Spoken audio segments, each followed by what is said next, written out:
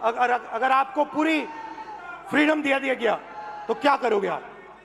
Sir NEET ही करोगे, doctor ही बनोगे?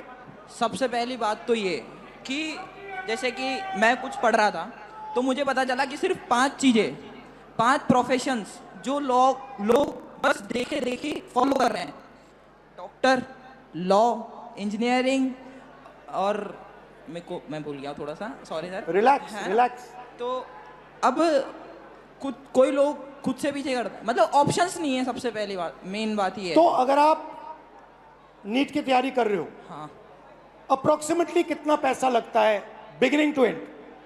Beginning to end अगर आपको ऑफलाइन अच्छी कोचिंग में तैयारी करनी है, अगर आप 11 से आ रहे हो, मिनिमम 3 लाख रुपए तो कोचिंग फीस है 2 साल की। फिर उसके अलावा हॉस्टल अकोमोडेशन, हॉस्टल फीस 10,000 रुपये मिनिमम मंथली, रूम मतलब जिसमें खाना वाना सब आ गया।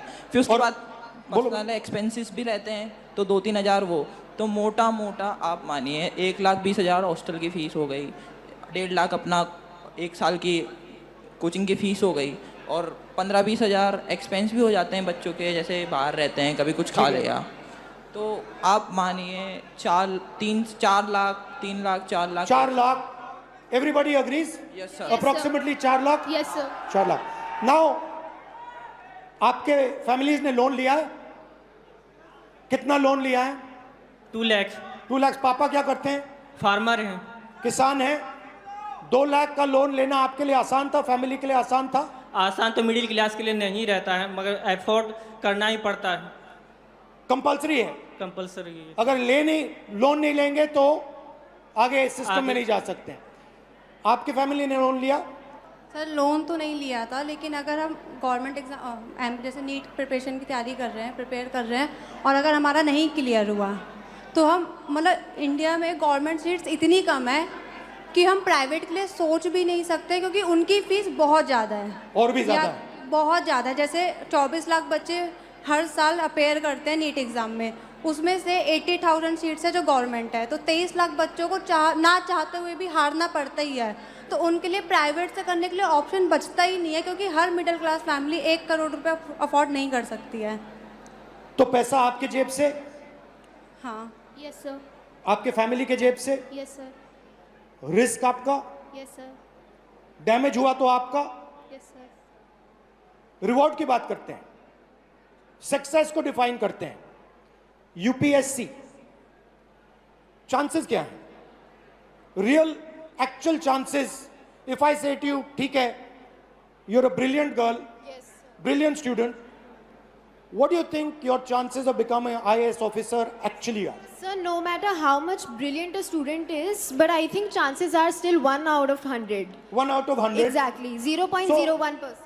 She's saying IAS officer chances approximately 1 out of 100. What about IIT? What do you think are the chances? IIT में जाने का क्या चांस है? Sir, 16 lakh students are appearing almost for IIT JEE, and if we consider NIT, triple IT. No, IIT, because Okay. you want IAS, you want IIT, you want NEET, doctor. Yes, sir. So IIT, you want to go in there, you want to be an IIT graduate. What are your actual chances? Do you think, what are you actually facing? Sir, if we consider only IIT, then there are 0.1 chances. Good Small IITs. chances. Yes, sir. Low chances, okay? Very low And NEET? chances. Sir NEET में 22 लाख बच्चे exam देते हैं और लगभग 1 लाख बच्चों का selection होता है। 1 लाख से कम ही है, 1 लाख तो मैं बता रहा हूँ ज़्यादा। तो सर ये क्या जिम्मेदारी है, ऐसे हम कैसे होगा सर? तो यहाँ पे अप्रोक्सीमेटली 3,000 लोग हैं, अप्रोक्सीमेटली, थोड़े ज़्यादा आ गए हैं, बट हमने 3,000 का कैलकुलेट किया था, ठीक है? 3,000 में से आईएएस के कितने बनेंगे? एक। 3,000 में से वो जो कोने में एक डॉट है ऊपर, 1% out of this whole function, इस पूरे फंक्शन में से एक व्यक्ति, सिर्फ एक व्यक्ति आईएएस में जा सकता है। इस पूरी भीड़ में से आईआईटी में कितने जाएंगे? सर आईआईटी में भी ज़्यादा सीटें तो नहीं है, एक 30। या 2 इस पूरी भीड़ में से, सकते हैं। इस पूरी की पूरी भीड़ में से 30 लोग, सिर्फ 30 लोग, मतलब यहां पे जो खड़े हैं वो आईआईटी में जाएंगे। और नीट का दिखा दीजिए, 180 लोग, 3000 में से, इस पूरी भीड़ में से 180 लोग नीट में डॉक्टर बनेंगे। These are the odds you are actually facing. You are facing 1 in 3000. You are facing 30 in 3000. You are facing 180 in 3000. And this group of people, these are the best that we have. So you are not competing with ineffective, incompetent people. You are competing with the best in the country, and these are your odds. I think this is a crime. I think this is an insult to every single young person in this country. These are not the odds that our young people should be facing. You are very brave. You are very strong. That's a different matter. But this is stressful, this is unfair, and this is brutal. The Indian education system is a rejection system. It is not a selection system. That is the fact that we are facing. Right? Do you agree with this? Yes, sir. Now, I don't mean to discourage you, because you should dream. And I'm pretty sure that you will succeed. Right? But what I want to tell this country is that you are facing extremely difficult odds. That is why we had the tragedy that we had. This is not the type of stress that we should be putting our children under. And that is really the main message I want to give in this meeting. First message, we are causing too much pain, too much stress, too much unhappiness to our future generation.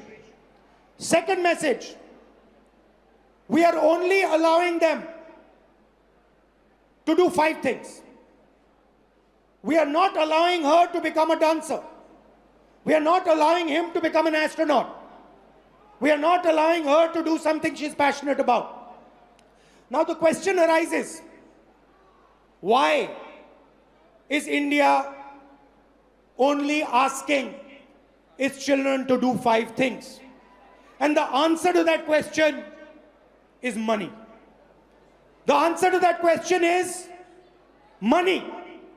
Because the system के पैसे सिर्फ इन 5 रास्तों से बनते हैं. ये मैं आपको नीट का उदाहरण देना चाहता हूं. देखिए इसको. आप ये नीट का एग्जाम ले रहे हो.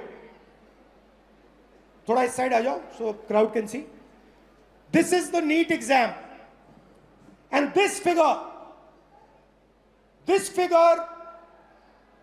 is an insult to this country. This is a crime. Now let me explain. मैं समझाता हूं ये क्या है. इसको आप समझिए. नीट में 22 लाख स्टूडेंट्स एग्जाम लेते हैं. 22 लाख स्टूडेंट्स एग्जाम लेते हैं नीट का.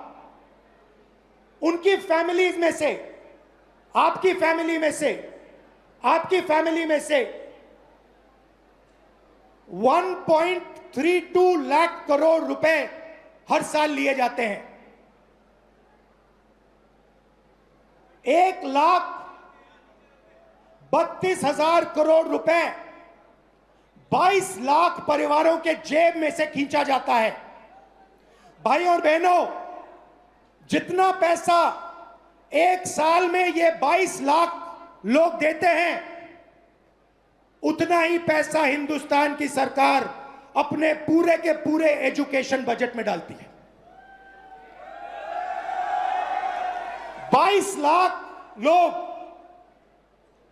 एक एग्जाम के लिए एक साल में उतना पैसा देते हैं जितना हिंदुस्तान की सरकार अपने पूरे के पूरे एजुकेशन बजट में डालती है। आप सोचिए इसके बारे में। बट बात यहां नहीं रुकती, बात इससे बहुत आगे जाती है। ये देखिए, 5 सबसे बड़े एग्जाम, ये आपका सपना है। यहां पे जो भी युवा आए हैं, ये आपका सपना है।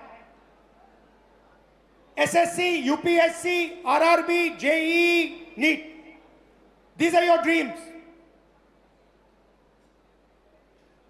2 crore students take SSC, 5 lakh students UPSC, 3.58 crore students RRB, 15 lakh students JEE, 22 lakh students NEET.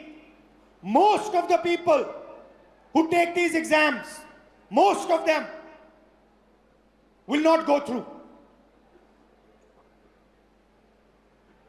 NEET में से 3,000 में से एक निकलेगा। जेईई, यूपीएससी आपका मैंने दिखाया, यूपी में से, यूपीएससी में से एक व्यक्ति निकलेगा, सॉरी, नीट में से 180।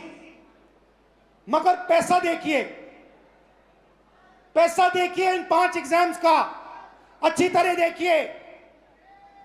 5 exams, Gen Z families, 3.5 lakh crore रुपया आपके जेब में से निकलता है, आपके परिवारों के जेब में से निकलता है, लोन से निकलता है, दर्द से, दुख से निकलता है। भाई और बहनों, जितना पैसा इन 5 एग्जाम्स में आपके परिवारों से निकलता है, उतना पैसा हिंदुस्तान की सरकार education budget, health budget, labour budget, science budget, women and child budget में डालती है।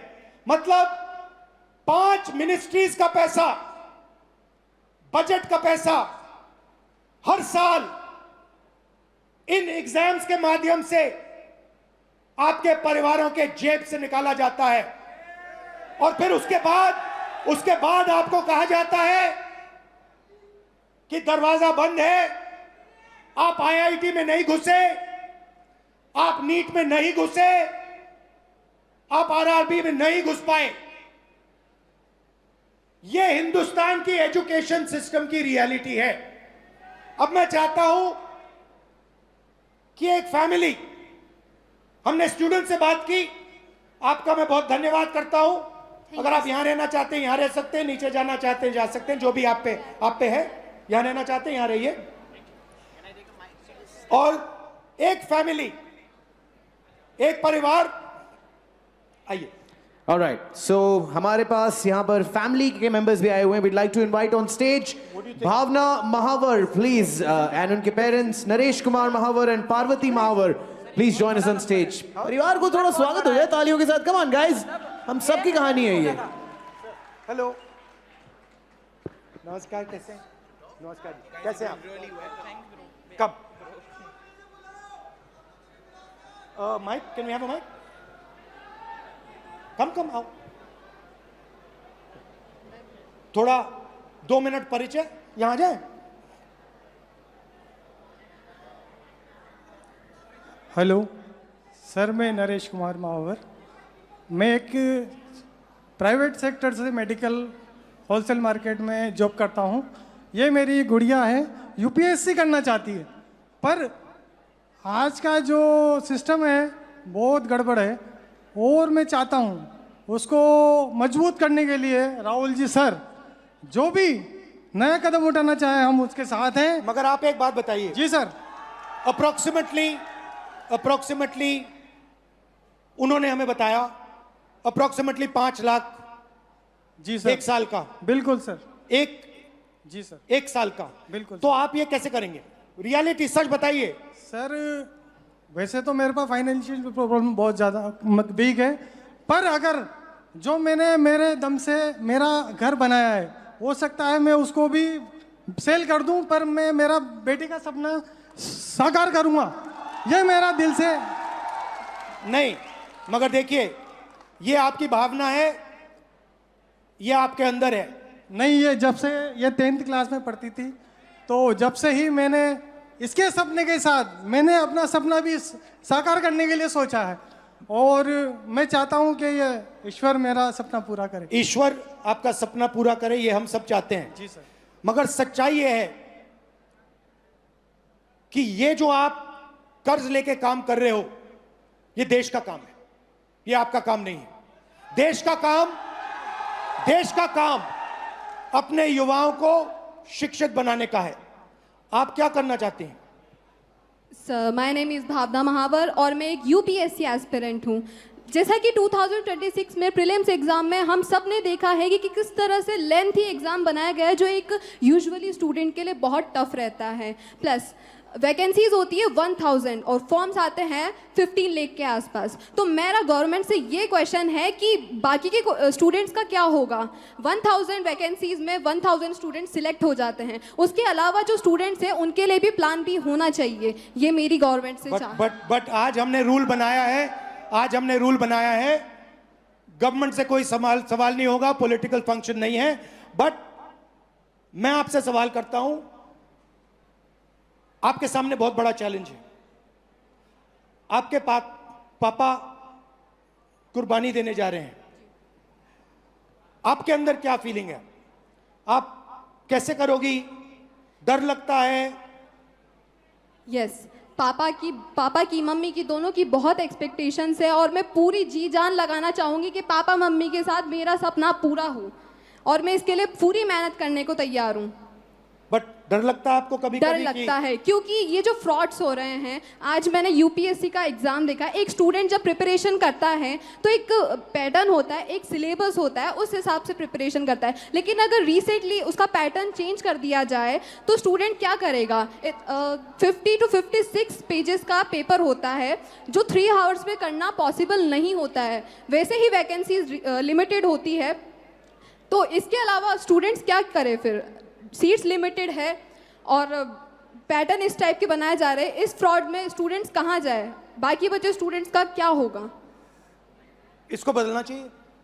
ये जो स्ट्रक्चर है, जो सिस्टम है, ये जो प्राइवेटाइज्ड पैसे खींचने का सिस्टम है, 5 एग्जाम्स में आपकी फैमिली जैसी फैमिलीज 5 मिनिस्ट्री के बजट से ज्यादा पैसा देती हैं।